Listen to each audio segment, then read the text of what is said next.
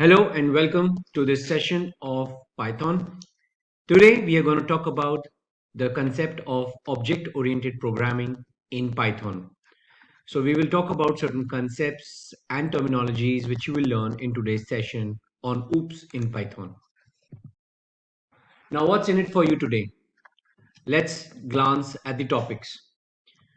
Object-oriented programming in Python, some major principles of object-oriented programming, and then we will touch upon topics like class in Python, objects, methods, inheritance, the concepts of inheritance, the different type of inheritance, then the definition and examples of polymorphism, encapsulation, and abstraction. So all these topics will be supported with examples and the relevant terminologies and definitions.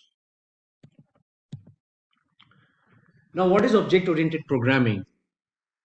Python is an object-oriented language like any other programming language like Java, C++, and the object-oriented programming language concept is not new, and each and every mature programming language has these concepts imbibed in it.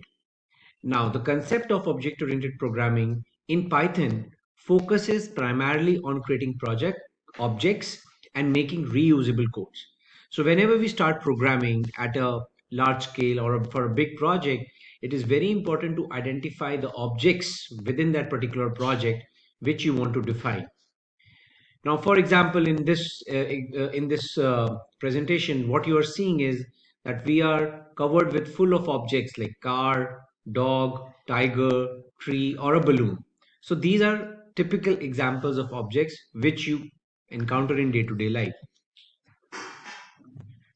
Now, what are the major principles of object-oriented programming? So these are the different kind of terminologies.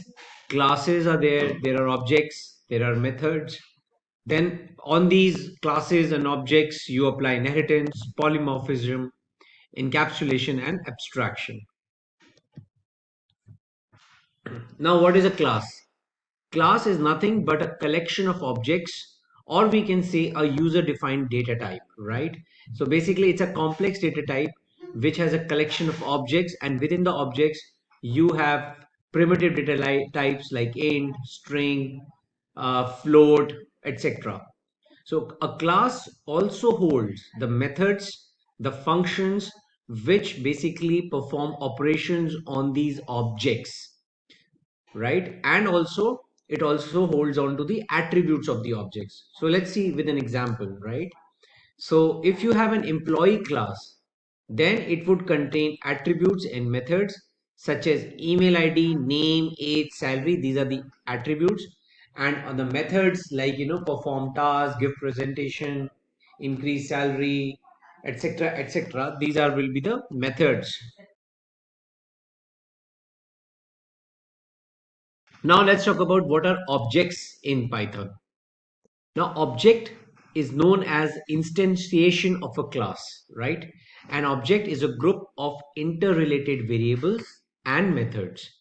So when a class is defined, only the description for the object is defined.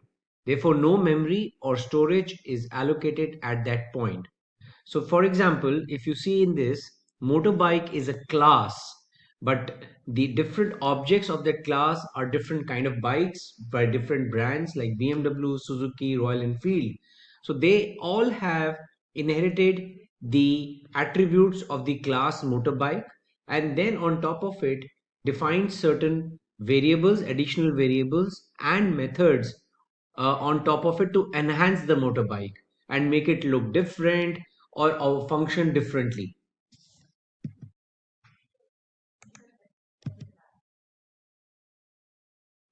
Now, what are methods in Python? Methods are functions defined inside the body of a class, right? So basically, methods are something which you perform on a attributes of a class, right? Method is a function that is associated with an object.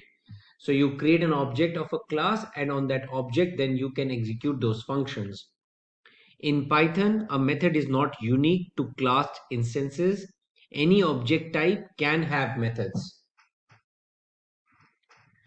And The methods define the behavior of an object. So that's why a BMW motorbike will be different from Royal Enfield, because the behavior is different.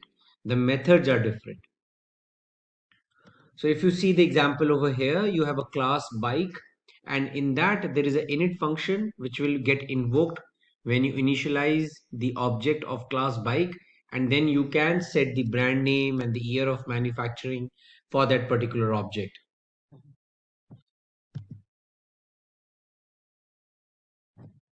Now, inheritance. What is inheritance? Inheritance is something which you derive from a parent. So, inheritance is like creating a new class that uses all the properties and behavior of another class.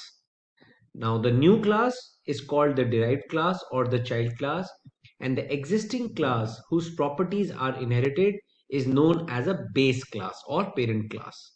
It provides, and the basic functionality, the usage of inheritance is that reusability of code. So if anything is defined in the parent class, then you don't need to rewrite that particular code in the child, you can just inherit it. So as I mentioned, let's take a look at the different types of inheritance which are available. You have single level, in which only one child is inheriting the properties and the attributes from the parent. Then you have multi-level, in which first child has inherited from the class A, class B has inherited, and then you have another class C which is inheriting from class B. So this is an example of multi-level, and we will be supporting all these concepts with an example in our Python notebook. Then there is hierarchical. Then there are two different classes which are inheriting from a single class, and then multiple inheritance, that single class is inheriting from two different parents. So these are different set varieties of inheritance basis what is the demand, what is the business requirement, you can define. Now, what is polymorphism? Polymorphism in Python, what does it means? Polymorphism consists of two words, poly and morphs. Poly means many and morph means shape. So basically it means many shapes.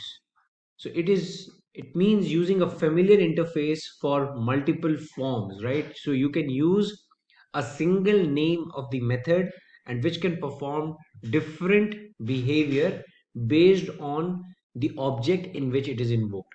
So in simple terms, we understand that a task can be performed in various ways. Let's support it with an example. Like you have a plus operator.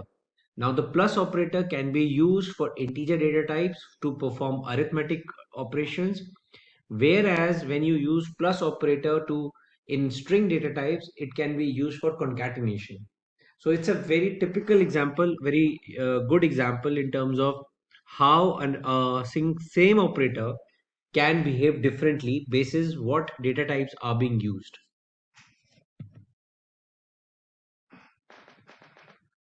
Now let's talk about encapsulation.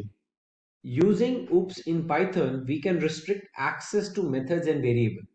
So basically in Python you can create something like as private variables, but of course you can't use a private keyword unlike Java. So in Python we use underscore or double underscore in order to define private attributes. So basically these attributes can be only used within the class and cannot be exposed outside a particular class. So we will see this with an example. Now, what is abstraction? Data abstraction and encapsulation are often used as synonyms. Abstraction is used to hide internal details and show only functionalities. For example, you know how to turn on or off a light using a switch, but you don't know what is happening behind the socket. Similarly, an abstract class cannot be instantiated, which means you cannot create objects for this class. You can only define the methods which have to be implemented by the classes which are inheriting the abstract class. So basically abstract class provide only the method signatures, and rest the other functionalities and the implementation has to be done by the child classes. So let's now move to the our Jupyter notebook and we will start performing certain examples. Now, as we are saying, like Python has objects. So let's create an object. We will create a class bikes over here. And within the class,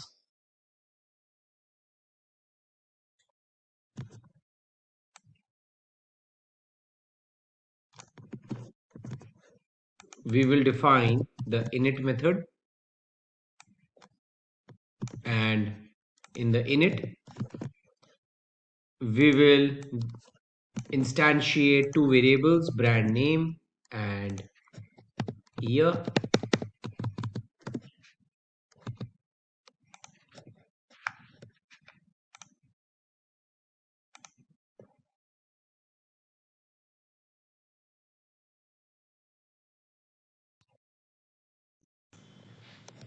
Now we will create an object of bike which we are calling as BMW, and another we will create an object called Ducati. So what we are doing in this two scenarios is that we are just instantiating the bike object with variable BMW and Ducati. We are instantiating. Now let's print the year and manufacturing year, the brand name and the year for BMW and for Ducati, and let's see. Right, so what we have done is we have created an object for bikes. One we are calling BMW and one we are calling Ducati, and how we are differentiating between these two bikes is basis the brand name and the year of manufacturing. Now let's take a look at the example of methods. I'm going to rewrite my init method,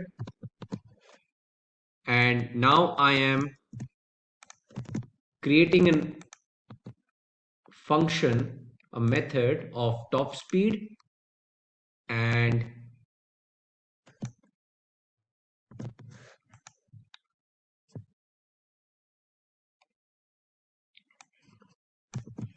a function of type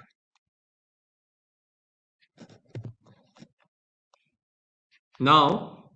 I'm going to create an object of bike. Now this method, this object bike, can invoke methods top speed and type because they belong to the same class bikes. So initially when I created my object bikes, I'm instantiating it with BMW and the year, and then I am making a call to the method top speed, and then I'm making a call to the method type and printing. So basically I'm printing the output of the function top speed and output of the function BMW, form the object BMW which is of class bikes.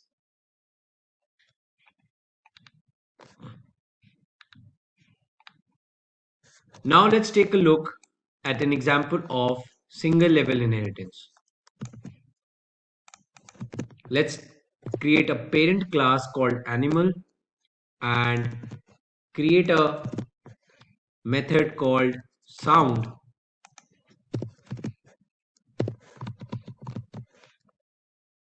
and let's create a child class cat which inherits animal, and let me just put a method over here.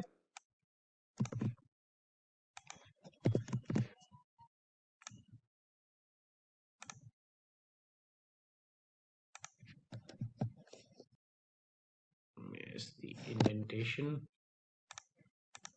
Okay, so now I have object parent class animal, child class cat which has inherited animal, and the parent class method is sound, and the child class method is meow. So now I'll create an object called cat, and with this object I'll be able to invoke both child class method and the parent class method. And as you can see, the child class has inherited both parent and child class functions, methods. Now let's take a look at multi-level inheritance example. I'll start off with creating exactly the same parent class called animal. Then I'm already created another class. I'll create same child class cat, and now I'll create another class which will inherit cat class. So cat has inherited animal and cat child has inherited cat. Let's validate its syntax. And similarly now I'll create an object for cat child, and this cat child now can invoke the same methods which are in child, parent and the super parent.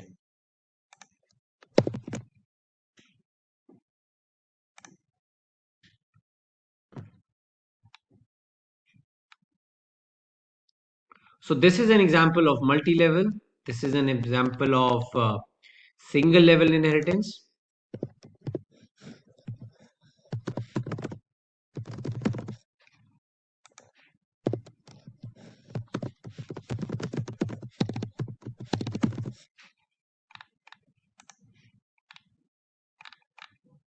Now let's take an example of polymorphism. We are going to create a class parrot and define the function fly and swim.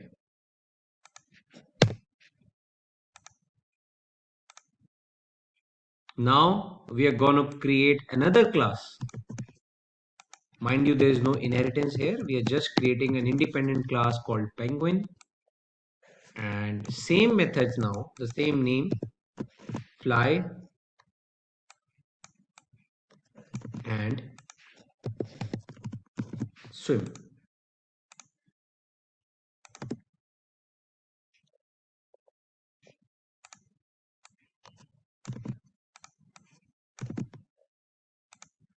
Okay.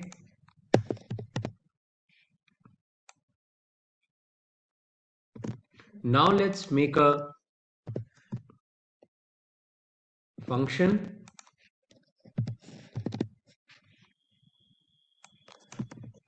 in which we will pass an object, and basis that what is the instance of the particular object bird, the corresponding method will get invoked.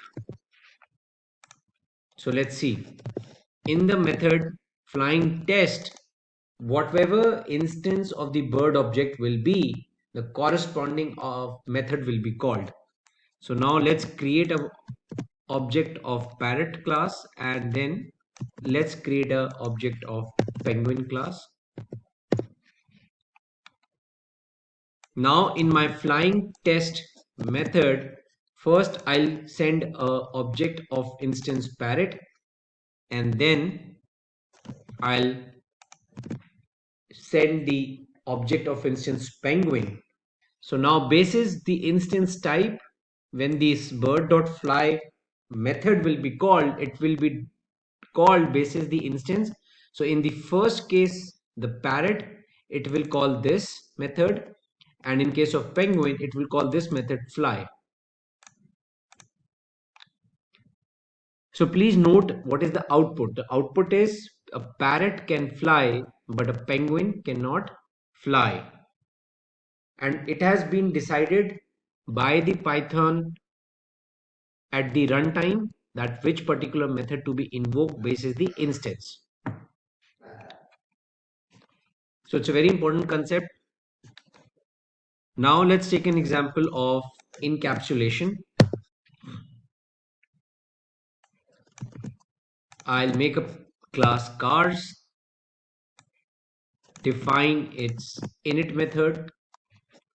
Now within that init method, I have created a private variable with underscore underscore max price and given a value of 9 lakh.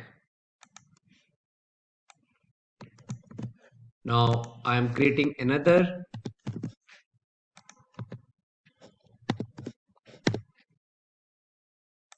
function called sell, and in that I am printing the max price.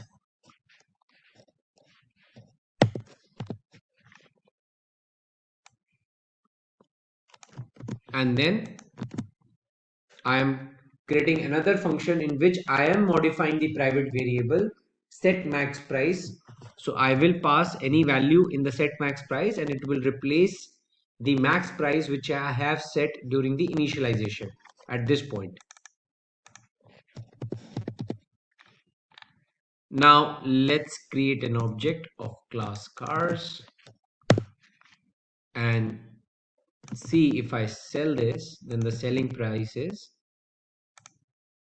9 lakh, what I had set at the time of initialization.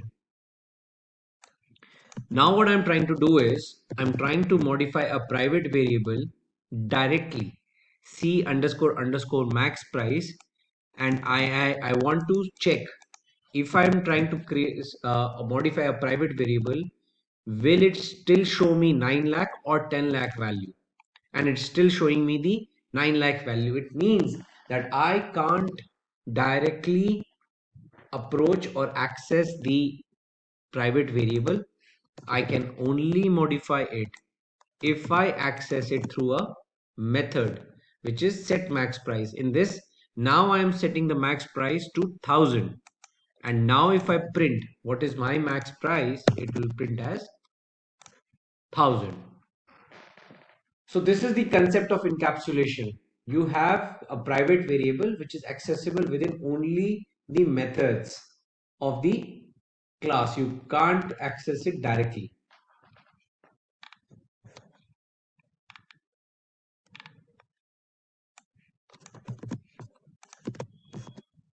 Now let's take a look at hierarchical inheritance.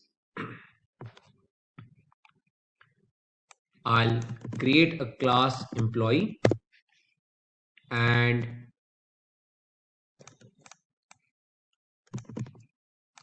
create an init method. Within that, you have three variables: name, age, and salary. So an employee has name, age, and salary.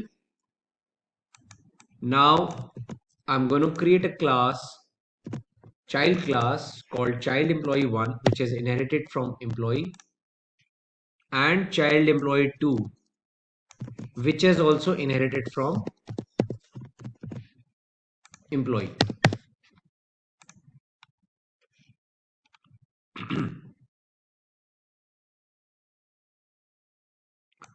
So what I'm going to do is I'm going to create a object per child class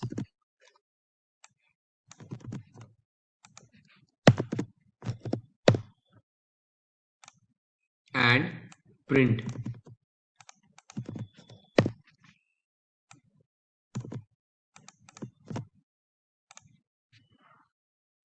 So this is a typical example in which you have two child classes which have inherited from the single parent, hierarchical inheritance.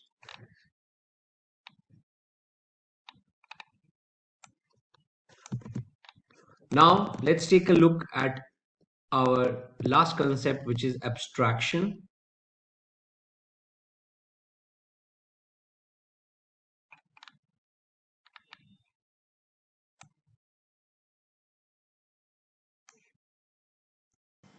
So now I'll create a class car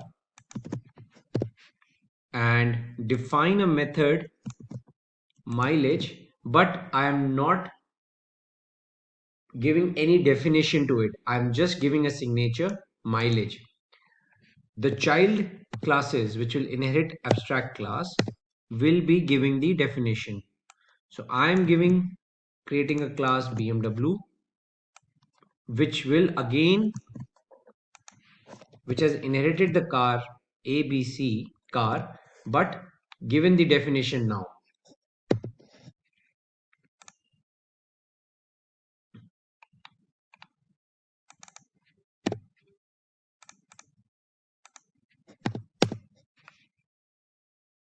Similarly, I am creating another class Jaguar, which has inherited the class car, but now it is giving a different definition. It's printing mileage 25 km/h, and another class Range Rover, and another class Renault. Okay, so 4 classes which have implemented the abstract class method mileage in a different way. Now I'll create an object of first BMW and invoke method mileage. So it has invoked the method mileage on BMW car and printed mileage is 30 km. Similarly, I'll do for Renault.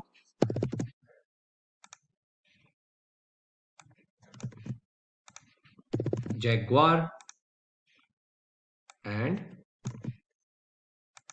Range Rover. So if you see, the parent class, abstract parent class, has not implemented the method but just given the signature of the method, and all other classes have implemented it, and that's the concept of abstraction. So I believe with all these concepts and points, you had a great learning session, and I look forward to connect with you in my next session. Thank you and have a good day.